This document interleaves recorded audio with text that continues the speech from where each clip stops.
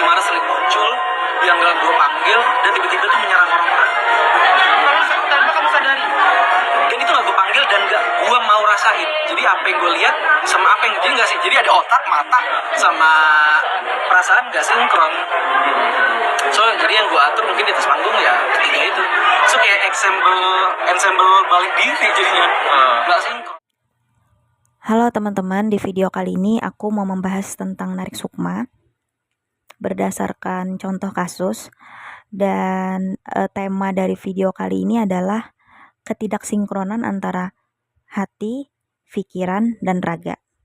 Nah, sebelum kita pembahasannya, di sini aku akan membahas apa itu narik sukma gitu teman-teman. Seperti video di awal tadi, Ali menjelaskan kayak dia merasa nggak sinkron gitu loh antara matanya, pikirannya, dan perasaannya gitu, sehingga hal itulah yang dia kontrol di atas panggung agar dia bisa tampil maksimal. Nah, hal itu mau aku jelaskan di video ini dan mudah-mudahan teman-teman bisa memahami ya gitu penjelasanku. Jadi kita mulai dulu dengan pengertian narik sukma. Narik sukma itu apa sih? Narik sukma itu adalah bagian dari ilmu hitam, teman-teman. Bagian dari ilmu hitam. Jadi dalam istilah orang yang menggunakan ilmu hitam, mereka itu kan bisa bilang kayak gini, kami bisa membunuh tanpa menyentuh. Nah, sebenarnya pada hakikatnya mereka tetap menyentuhmu, tapi yang disentuh bukan raga, melainkan sukma, teman-teman. Jadi tetap menyentuh, tapi yang disentuh sukma. Nah, sukma dan raga itu memiliki ikatan yang sangat kuat, sehingga dipisahkan bagaimanapun, sejauh apapun, raga ini tetap bisa merasakan apa yang dirasakan oleh sukma gitu loh teman-teman. Dan apabila sukma disakiti, maka raga akan merasa sakit juga. Kayak gitu. Jadi yang mereka sentuh itu adalah sukma dari korban. Nah, di dalam diri kita ini, manusia ini, kita memiliki 7 sukma. Sukma itu apabila ditarik ke alam gaib, itu wujudnya kayak kita manusia. Cuma ada 7, jadi kayak ada 7 kembaran gitu. Makanya kan ada orang bilang, kita punya 7 kembaran di dunia ini. Gak usah cari di dunia, teman-teman. Di dalam dirimu itu ada 7, yaitu sukmamu. Nah, tapi sukma itu apabila masuk ke dalam raga, dia akan jadi pola pikir. Jadi kalau di dalam masuk ke dalam raga, dia akan jadi pikiran kita. Kalau dia keluar dari raga, masuk ke alam gaib, itu jadi kita. Kayak berwujud manusia gitu teman-teman. Ya, tapi kayak kita ada 7 gitu. Nah, dan itu beda-beda penampilannya. Jadi misalkan ada yang dia karakter kan beda-beda. Ada yang pemarah, misalkan ketarik yang pemarah, maka mukanya tuh agak cemberut. Tapi kalau ada yang ketarik yang sifat humoris dari dalam diri kita, maka dia akan senyum terus. Kayak gitu wujudnya teman-teman. Kalau kalian mau ngebayangin bagaimana sukma kalian di dalam badan gitu. Nah,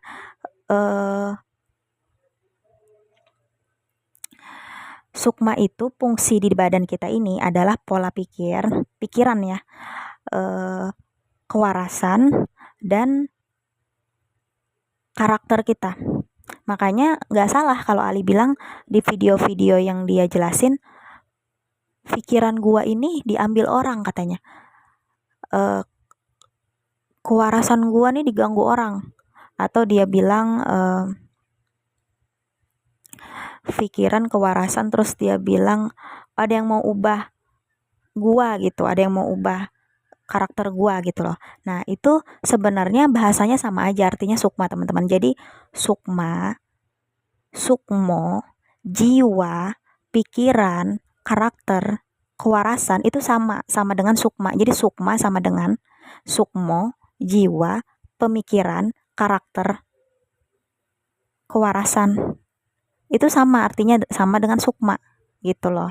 Makanya kan ada film Aliando, dia ngambil film judulnya Narik Sukmo. Nah, itu sama aja sukma. Sukma itu sama dengan jiwa, orang bilang sepenuh jiwa. Nah, berarti sepenuh pemikirannya gitu loh teman-teman. Jadi kita sepakat di awal video bahwa kata-kata itu semua itu sama artinya dengan sukma. Jadi dari sekarang kita menggunakan kata sukma ya teman-teman. Jadi pikiran itu sama dengan sukma. Nah, untuk membuat kita manusia ini bahagia, atau merasa tenang atau merasa normal, kita itu harus sinkron teman-teman antara hati, pikiran atau sukma dan raga kita. Itu harus sinkron.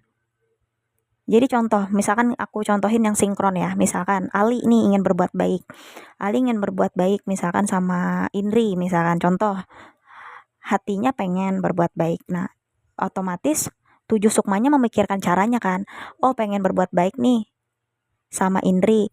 Indri butuhnya apa? Oh, Indri butuhnya motor karena Indri kan punya motor. Otomatis Ali cari duit untuk bisa beli motor. Kebelilah misalkan motor Vespa nih. Nah, motor ini gimana caranya ngasih ke Indri? Harus tanya dulu kan alamat Indri di mana, baru bisa kirim nih. Nah, kalau normal maka raganya akan melakukan itu. Dia tinggal fallback Indri terus tanya, alamat kamu di mana? Aku mau ngirim motorku nih gitu buat kamu pakai. Gitu kan? Itu dan ketika itu berhasil, motornya udah diterima sama si Indri, Alinya akan merasa bahagia karena dia udah melaksanakan apa yang hatinya mau. Jadi dia merasa lega dan bahagia gitu loh. Karena yang bisa merasakan bahagia itu adalah hati, teman-teman. Yang bisa merasakan tenang itu adalah hati. Hati kita ini loh pengen apa, raga kita bisa melakukan itu bahagia. Nah, ketika sukma itu diganggu, teman-teman, kan yang diganggu sukma, berarti pikiran kan, letaknya di tengah kan. Jadi ketika misalkan hati Ali mau nih berbuat baik sama Indri, nah pikirannya kan mikirin gimana ya caranya ya, dia butuh apa ya. Nah, ketika dia mikirin caranya ini diganggu lah sama pelaku, diancam kayak video Ali yang ini. Yang kamu rasakan gitu. Jadi ada namanya, nggak tahu, kayak ada sumpah yang terjadi di setiap kali bertindak. Misalkan mau melakukan kebaikan itu pasti tiba-tiba akan ada trigger sebuah bisa napas, bisa kedipan, bisa. Jadi pernah kedip sampai gini dengan pattern yang sama, itu harus sama semua. Harus sama terus, cuman karena pengen berbuat baik sama orang. Itu ketahan semua tuh. Jadi abis itu ketika kedipan itu berlangsung, itu ada sumpah tuh. Lu kalau sampai nggak selesai melakukan kedipan yang dengan pattern yang sama, seseorang akan mati, meninggal gitu. Nah, Ali bilang kalau ingin berbuat baik harus melakukan sesuatu dulu. Kalau nggak berhasil melakukan sesuatu, maka orang di sekitar dia akan mati. Nah, hanya untuk berbuat baik gitu loh. Jadi ketika ingin berbuat baik itu jadinya terhalang. Otomatis raganya itu tidak bisa berbuat baik kepada Indri karena pikirannya tadi diganggu orang terus. Jadi dia harus menyelesaikan tugas yang dikasih sama si pelaku di sukmanya. Kalau nggak selesai dia nggak boleh berbuat baik sama Indri gitu loh. Akhirnya dia jadinya kayak nggak bantu gitu loh.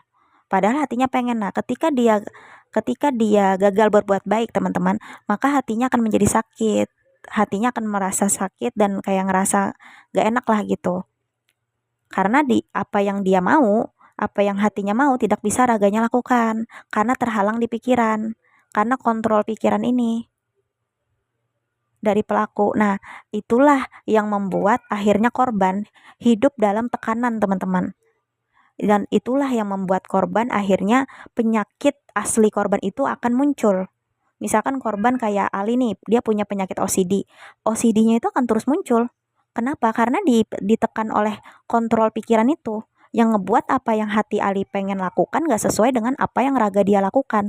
Jadi akhirnya dia tertekan. Nah, karena tekanan itu yang membuat OCD-nya itu kambuh terus gitu loh. Jadi yang harus dituntaskan itu bukan OCD-nya, tapi penyebabnya ini, orangnya ini harus tetap untuk ngontrol Ali atau sukma Ali itu ditarik, diamankan, jangan sampai dikontrol orang itu lagi gitu loh. Baru OCD-nya itu akan berkurang karena OCD itu hanya efek dari kontrol pikiran itu. Kondisi manipulasi ini, OCD-nya sih ya ganggu, ganggu karena kan OCD-nya adalah efek, men. Bukan gue kena OCD, sebenarnya bukan OCD mah efek. Oke. Orang kalau kena kekerasan efeknya beda-beda. Ada yang PTSD, ada yang langsung Suicide yang parahnya ya. suicide, Itu yang parahnya. atau yang lain-lainnya, itu kan efeknya beda-beda. Kalau gue ke OCD efeknya. Nah, masalahnya bukan di OCD, masalahnya itu ada di kekerasan mentalnya ini yang harus kekerasannya bukan cuma kekerasan tapi kontrol pikiran namanya. Iya. Atau rap emotion. Jadi diperkosa perasaan lu, pikiran lu semua untuk dari si pelakunya. Nah, bagaimana si pelaku itu dapat ngontrol pikiran korban dari Sukma itu? Kan Sukmanya ditarik. Terus di antara waktu ditarik itu berarti di antara pelaku dan Sukma korban ini ada ikatan, ada benang merah. Nah, jadi waktu Sukma korban itu kemanapun, entah dia di alam situ atau balik ke raganya, itu si pelaku dapat ngontrol dari jauh. Jadi kayak wayang teman-teman, mengarahkan. Dan itu nggak bisa dilawan sama si korban selagi ikatannya itu belum diputus. Nggak bisa dilawan. Mbak, dia dengan tidak terlihat gitu ya. Karena kan kita hidupnya dengan punya gelombang vibrasi ya. Gelombang vibrasi dan gelombang elektromagnetik. Kayaknya hal-hal itu yang dimanfaatin oleh dia, entah semua masalah itu jadi berbelok, tidak seperti arusnya yang dulu gitu. Jadinya malah kemana-mana, yang tadinya nggak benci malah jadi benci. Tapi yang bikin itu bukan saya sendiri, tapi orang si brand musik ini. Dengan pandai dia memindah-mindahkan sebuah masalah orang atau garis masalah orang. Misalkan Ali ini punya masalah di sini, tapi kok dia memindahkan itu jadi ke masalah yang lain. Dan itu nggak bisa dilawan. Nggak bisa dilawan. Jadi pelaku ini gampang sekali untuk memindah-mindahkan masalah orang. Misalkan Ali nih masalahnya di sini, terus dia mau selesai nih masalah ini, tiba-tiba dikasih lagi masalah yang lain. Nah, dikasihnya tuh lewat mana? Lewat Sukma, teman-teman. Sukma ada 7, ketujuhnya misalkan diganggu. Nah, kacau tuh. Kasian teman-teman orang yang kena narik Sukma itu. Jadi begitu, kalau misalkan beda-beda tiap orang, misalkan dia punya penyakitnya itu apa, mah, maka ketika dia ditekan terus seperti itu, maka mahnya tuh akan kambuh terus gitu, seolah-olah dia kena penyakit medis, padahal bukan itu, karena si kontrol pikiran ini yang ngebuat si korban ini hidup dalam tekanan, karena di apa yang raganya lakukan tidak sesuai dengan hati nuraninya, teman-teman. Gitu. Jadi itulah ketidaksinkronan antara hati, pikiran atau Sukma dan raga. Sukma ini fungsinya teman-teman untuk menggerakkan raga kita sesuai dengan apa yang kita mau. Jadi hati kita mau sesuatu. Nah, terus dia ngasih tahu Sukma kita untuk memikirin caranya. Nah, Sukma inilah yang akhirnya merencanakan dan memerintahkan raga untuk bergerak. Jadi Sukma ini yang memerintahkan raga kita bergerak. Kita bergerak, kita bekerja, kita kayak aku sekarang membuat video itu karena perintah dari Sukmaku, teman-teman. Tapi bayangin kalau Sukma kita ini diperintah orang yang jahat sama kita gitu. Bayangin apa yang dapat dia lakukan ke raga kita gitu loh. Ini Sukma kita nih dikontrol orang lain gitu, yang notabene dia ingin ngejahatin kita, dan raga kita tunduk dengan pikiran kita yang dikontrol orang itu. Kayak gimana rasa hati kita? Sakit, teman-teman. Itulah yang dirasakan oleh korban narik Sukma gitu, teman-teman. Dan inilah video dari aku.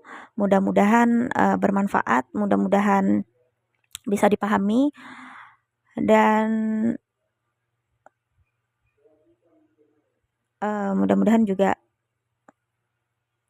menjadi amal jariah ya buat aku ya. Karena untuk bisa mengungkapkan apa yang kurasakan ini, aku butuh waktu, teman-teman. Aku mengalami ini dari 2018. 2023 aku mulai tahu bahwa aku dikontrol orang. 2023 mulai melawan. 2023 belum bisa untuk ngomong ke sosial media. 2024 mulai belajar untuk ngomong, dan 2025 mulai masih belajar. Dan waktu itu sempat ragaku dikontrol dan aku menghapus banyak videoku di tahun 2024. Banyak tuh videoku dihapus lewat ragaku sendiri, teman-teman. Dikontrol karena diancam di Sukma. Akhirnya aku ketakutan dan aku hapus banyak videoku di 2024.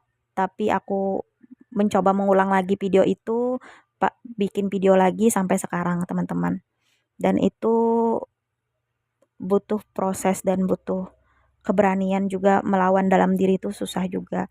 Mudah-mudahan ini bermanfaat bukan hanya untuk aku tapi untuk orang-orang seperti aku. Turn point. Jadi ke titik awal lagi, balik ke turning point. Kita balik ke titik awal lagi, di mana sesungguhnya siapa kita gitu. Jadi kalau udah sampai ke turning point, mungkin gue bisa melanjutkan masalah-masalah yang ada gitu loh. Ini masalahnya belum selesai, udah ada masalah di dalam batin kan udah.